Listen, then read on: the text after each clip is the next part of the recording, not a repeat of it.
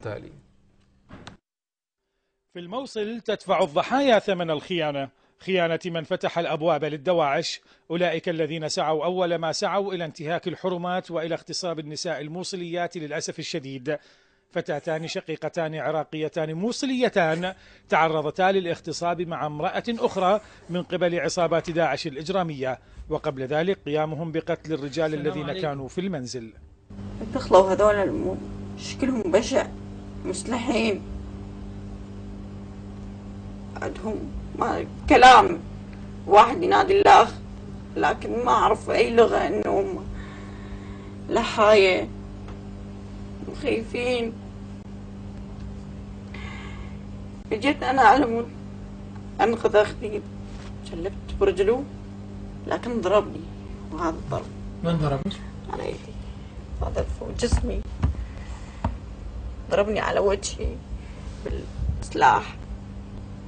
أختي نفس الحالة،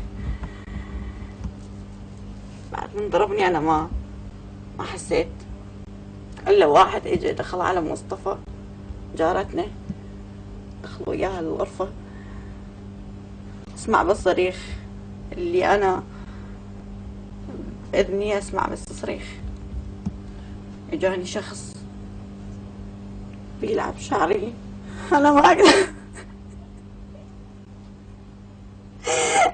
دموع المظلومات ستغرق حتما أولئك الزنات في بحر الموت عاجلا أم آجلا، خصوصا وأن مرتكبي هذه الجريمة النكرة هم من العرب والأجانب، وإن وجد معهم موصليون. لذا يبقى باب العتب مفتوحا أمام العشائر الموصلية التي تسمع وترى حدوث مثل هذه الجرائم من غير أن تحرك ساكنا. شفتوا علينا للبيت اللي جوا، سمعت واحد يحكي خليجي وواحد مصلاوي يمكن وياهم، يمكن ما أعرف لغة يعني ما سامعتها. ضربني عاد الغرفة. كم واحد؟ قعدت لقيت نفسي دماغي، بعد ما أدري ظليت أنا أقاوم، ضربني على راسي وقعدت لقيت نفسي كل دماغي.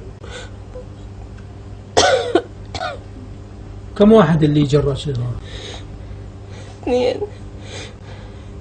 ممكن اللي طبوا 4 سنين.